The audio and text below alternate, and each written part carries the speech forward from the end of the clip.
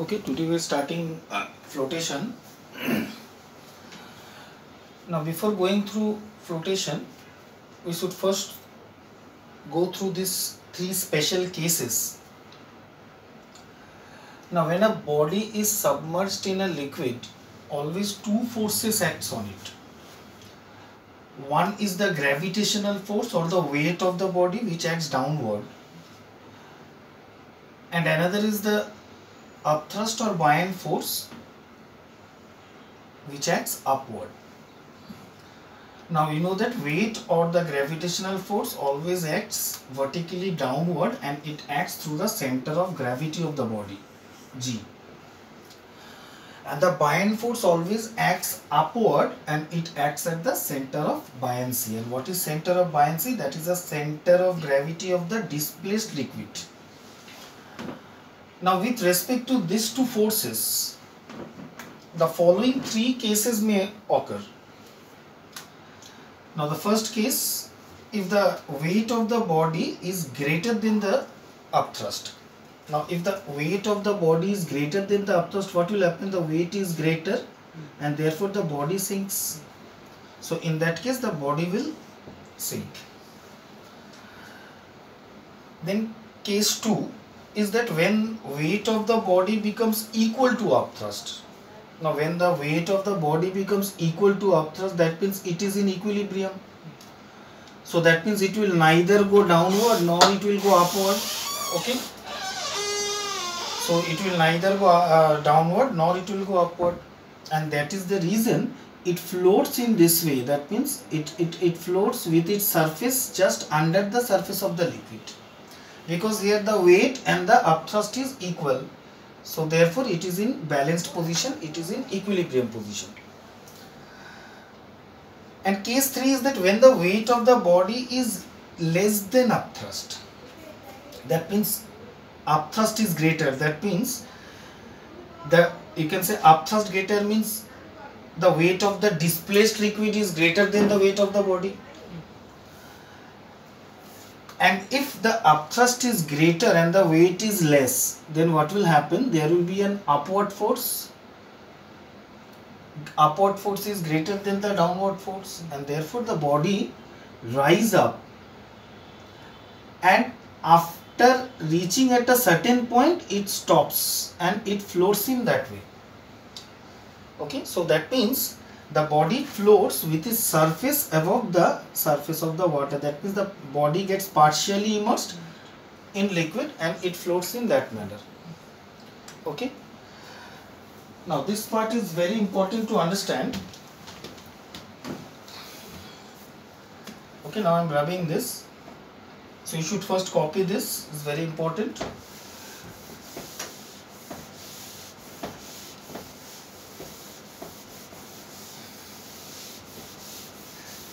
Okay, now I will talk specifically about case 2 and case 3. In both cases they are floating, but in this case underwater and in this case above water. Now see here, this is what I am telling about case 2.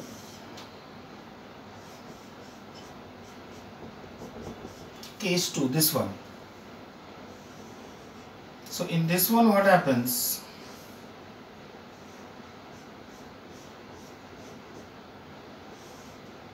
So this is upthrust acting upward and this is weight, and in this case both center of gravity and center of buoyancy are at the same place because the volume of the liquid displaced and the volume of the body is same. So therefore the center of gravity is same. So this is case 2, and in this case we say that W is equal to FB, weight of the body, is equal to the upthrust. Now case 3.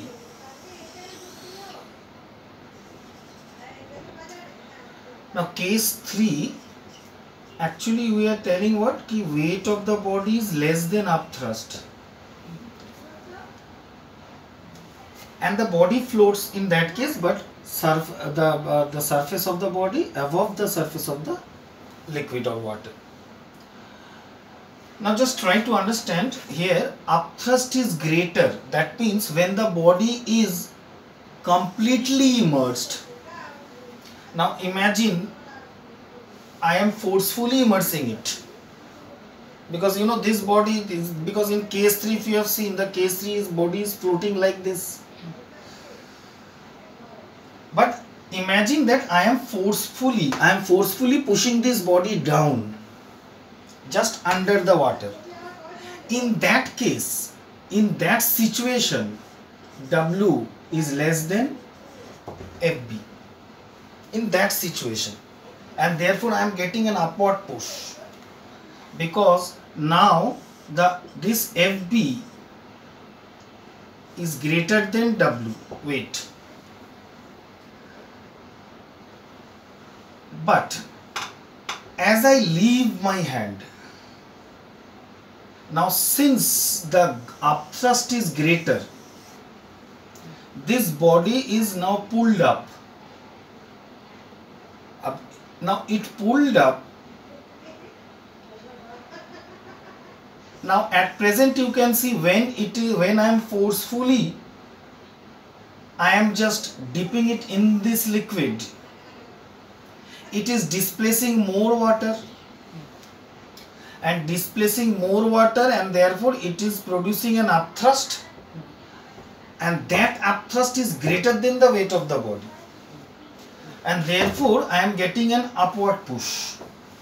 You have seen in a plastic bottle, if you leave it, what happens? It comes up, because when you are forcing it inside the liquid, during that time weight is less than the upthrust. That means the body is not in equilibrium.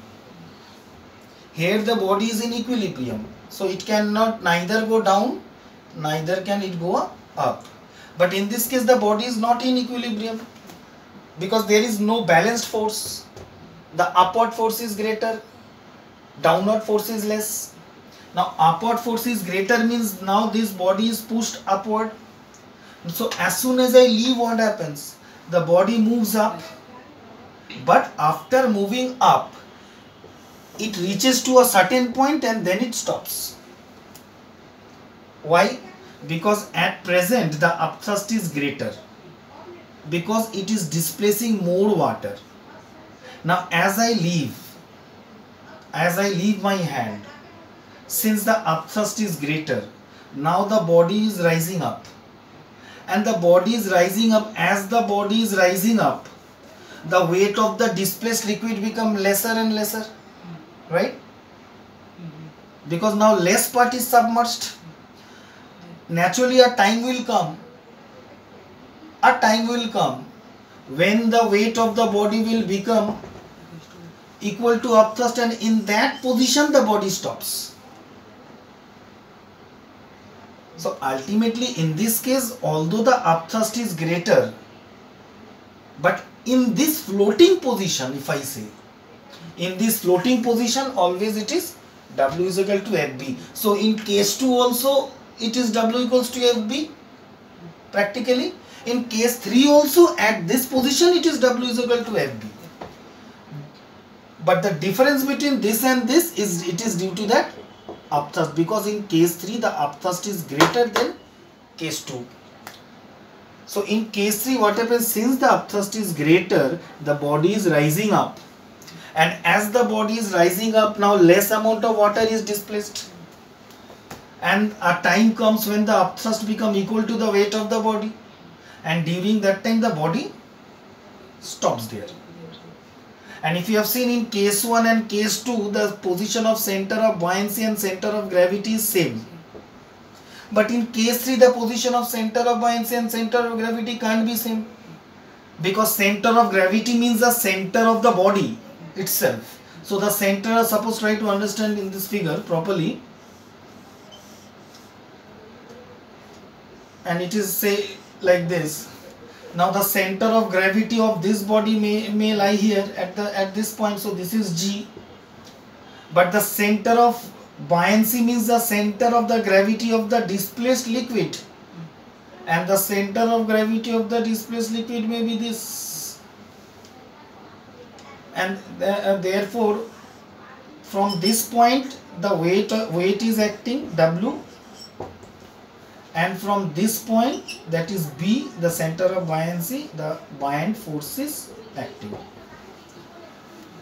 Understand? So this is the principle of flotation. Means the principle of flotation means always W equals to FB, whether you say this part or this part, because in both cases they are floating.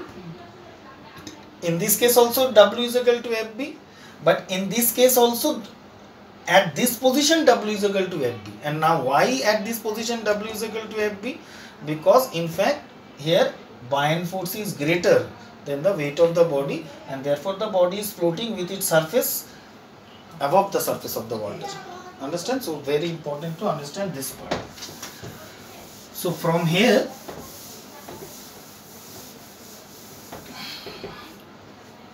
now we can state principle of flotation. So what is principle of flotations?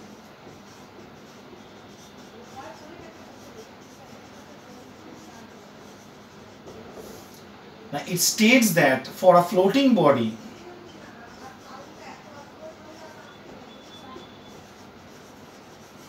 I am writing in short, you can find this law in the book. For a floating body, the weight of the body is always equal to weight of the body is always equal to the upthrust. Then only the body will float. And upthrust means that is weight of liquid displaced.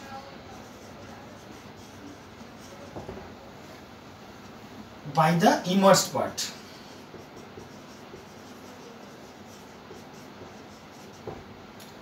So that means if a body has to float,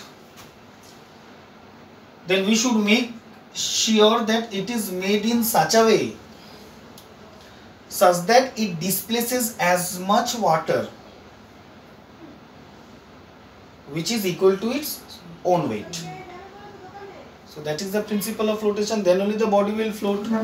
So finally we can say that in case of flotation, weight of the body is equal to upthrust, that is the weight of liquid displaced, and therefore we can say that weight of the body minus upthrust is equal to 0. And you have done in the first part Archimedes principle that weight of the body minus upthrust means apparent weight. Apparent weight in liquid is equal to 0. That means, now suppose if a body weighs 10 Newton and now you find the body is floating either this way or this way. Now if you measure their weight in floating position, you will find their weight as 0. Now since the weight is 0, therefore they are not going down. That is the reason they are not sinking. So that is very important to understand that weight of a floating body, the apparent weight, not the real weight. Real weight is 10 Newton, but the apparent weight means what it looks at this position. So that is called apparent weight. So apparent weight of a liquid is always 0 in a floating position. Apparent weight of the body, sorry. Apparent weight in liquid. Okay. Okay, now we'll see the relationship between the volume of a floating body, volume of immersed part, density of body and density of liquid. Now this relation is important. Sometimes the derivation comes, and this method that I will do now, with this method you can do all the sums of flotation. So you should, if you understand the concept. So don't think this is a formula. This is just a relation. But while doing the sums, as I am starting the method from here, as I will start, you will follow the same method for doing any sum related with flotation. So if a body is floating, you can do the same method, and you can understand out of these 4 value, if you know any 3 value, you can get the fourth one. But what I am telling you, don't directly use this formula. You use this method. You can see now. Now just imagine कि a body is floating in a liquid, and I am taking the whole body, the volume of the whole body as capital V, and then volume of this submerged part, this volume of this submerged part I am taking as small v. The density of this body I am taking as rho s, and the density of the liquid I am taking as rho l. So in a sum, naturally in a numericals it will be related with only this, that the volume of the body will be given, or the immersed part is this, how much liquid it can displace, the density of the solid and the density of the liquid. Now since the body is floating, we know that according to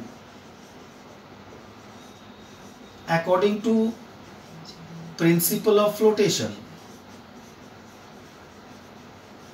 So what we have learned so far, that why the body is floating. The body is floating because the weight of the body is equal to upthrust, and upthrust means weight of the liquid displaced, and you know weight of the body means mass of the body into G, and you know upthrust of the body means volume of liquid displaced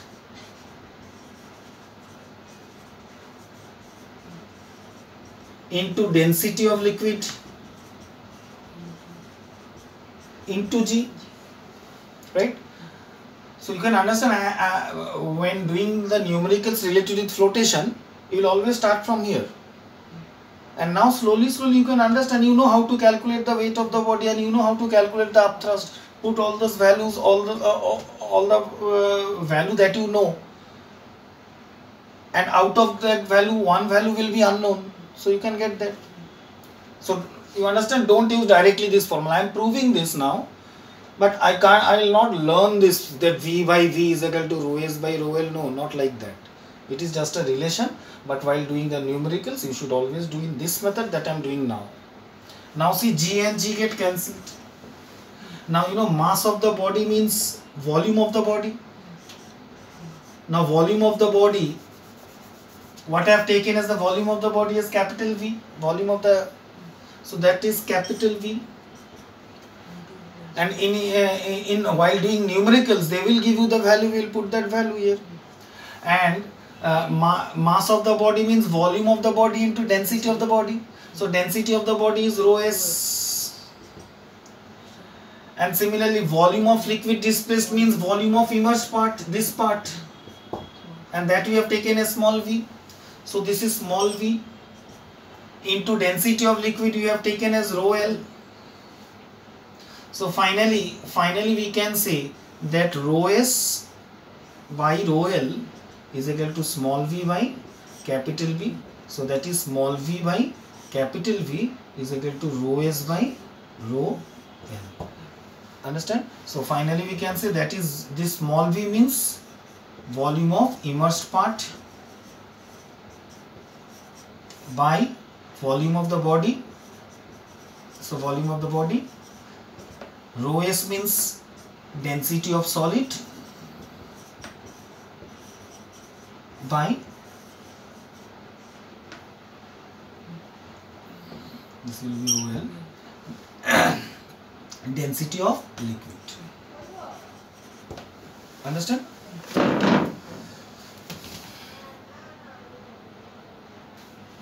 Okay. Now we'll see some applications of principle of flotation.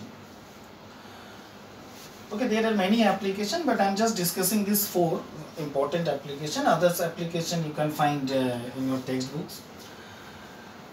The first is very common, that an iron nail sinks in water, but an iron ship floats. Main is that, if the density of the body is greater than the density of water, the body always sinks. Now, if I say density of iron,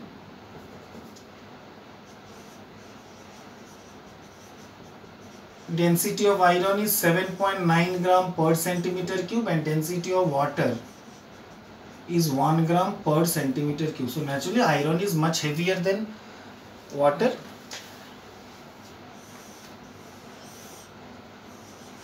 And so this, as soon as I drop this iron nail here, it sinks at the bottom.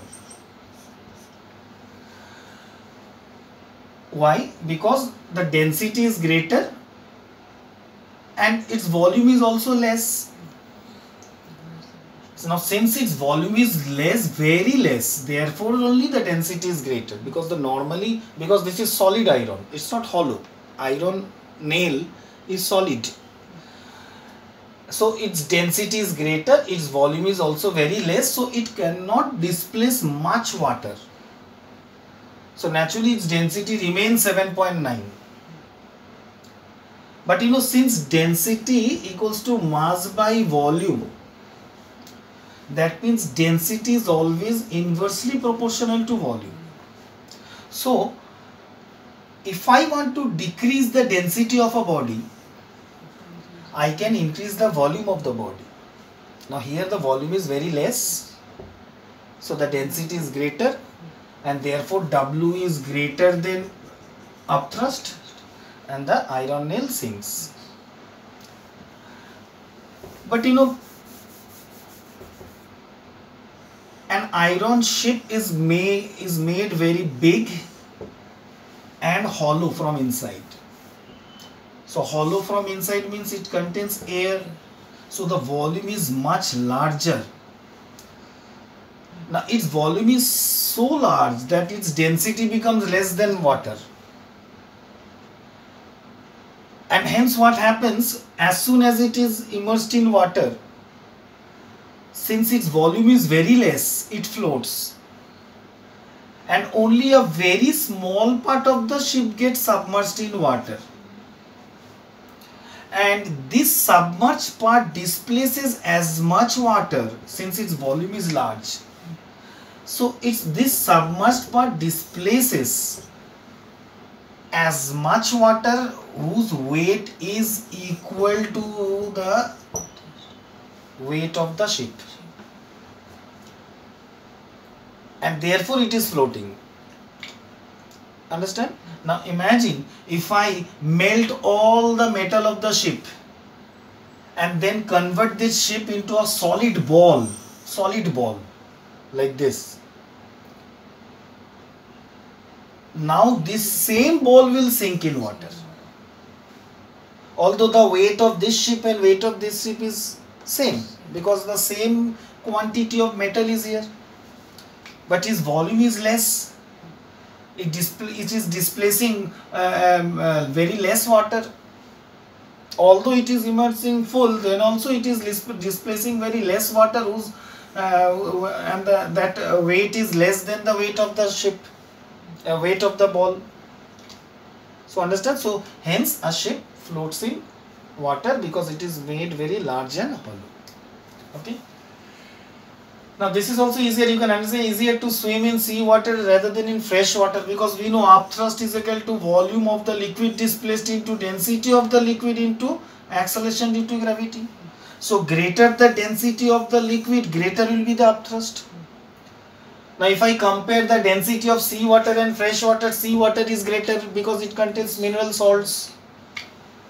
So always when a body immersed in water, means fresh water, and when a body is immersed in seawater the same body experiences a greater upthrust. So therefore when we swim, naturally in sea the upthrust is greater means it is easier to remain in a floating position in sea compared to river water.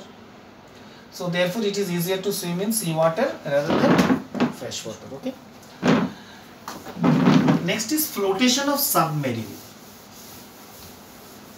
Now you know submarine, they can dive in water and they can also resurface in water and float in water just like a normal ship.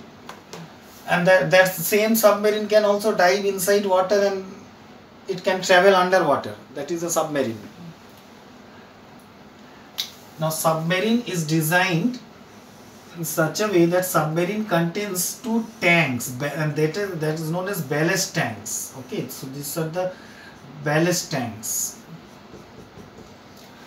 and these ballast tanks contains a valve gate here. Valve gate means it opens only outside. So it only open outside, it does not go inside. So this is the gate, the lid like this. So a submarine contains ballast tanks. Now when the submarine has to dive in water, okay, now suppose the submarine is floating just like normal ship, and if the submarine has to dive in water, so this ballast tanks is filled with water, because when it is not filled with water, it is acting like normal ship and its volume is large, displacing much water, and the upthrust is greater than the weight of the ship, and therefore the ship is floating. But now if the submarine has to dive, then this ballast tanks is filled with water, and when this ballast tanks is filled with water, the weight of the submarine becomes greater than the weight greater than the upthrust, and the submarine sinks. Okay, so submarine sinks inside. And now when the submarine has to rise up,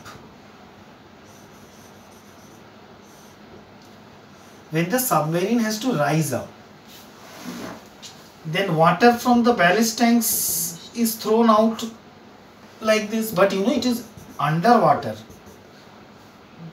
Now, underwater you cannot empty this water out. The pressure is very high, na? So what happens? This ballast tanks is filled with compressed air, high pressure air. There is a pipeline like this, and compressed air is forcefully put inside the ballast tanks.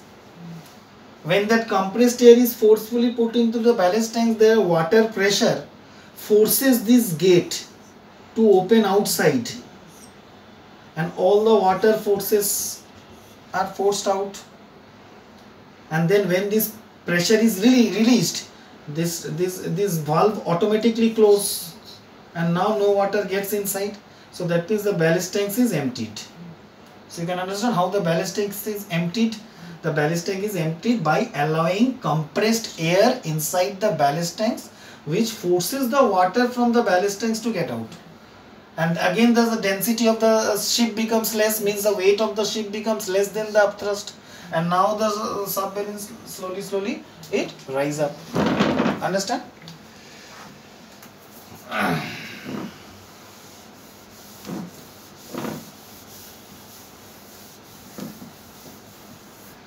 Next is rising of balloons. Now you know this flotation, Archimedes principle, it is related with fluid. So that means liquid or gas. And air is a gas. And balloon, you know, I am talking about rising of balloon means gas balloons. Means balloons filled with hydrogen or helium, you know, they rise up. Now suppose this is the Earth's surface and this is the atmosphere.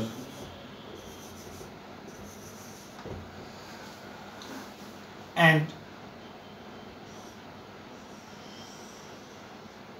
if I leave a gas balloon, the balloon filled with hydrogen or helium. Now the hydrogen and helium, you know, is the lightest gas is hydrogen and second lightest is helium. The density is very much less than the density of air. So this balloon is lighter. and you know this is the air. So imagine this is ocean of air, and the balloon is at the bottom of the ocean. Now in this bottom of the ocean, now since it is filled with hydrogen or helium, the weight of the balloon is less than the weight of the displaced air, since the density is very less. So the balloon rise up. Understood? But a very important part, a balloon does not rise up indefinitely. A time comes when balloon after then floats horizontally like this. After reaching to a certain height, balloon does not go to an indefinite height.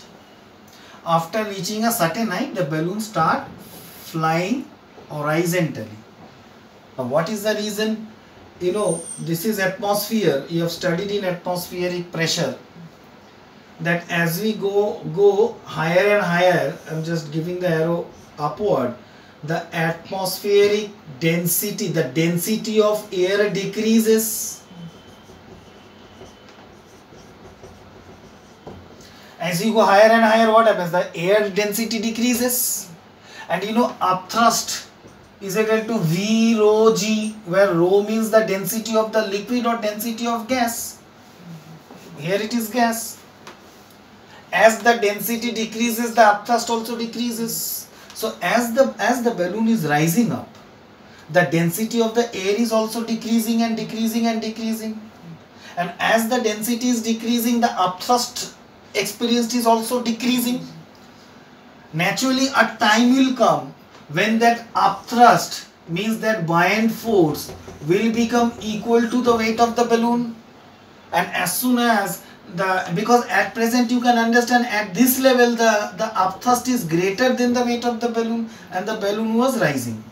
But as the balloon is rising, the density of the air is decreasing, and as the density of the air is decreasing, the upthrust will decrease. So the upthrust is decreasing and decreasing and decreasing, and naturally a time comes when the upthrust becomes equal to the weight of the balloon. And now during that time, the balloon will not further rise up. Now the balloon will fly horizontally in this direction. Understand? It will not go up. Clear? It's very important. So flotation is finished. Now in my next video I will come up with some numericals related with flotation. Okay.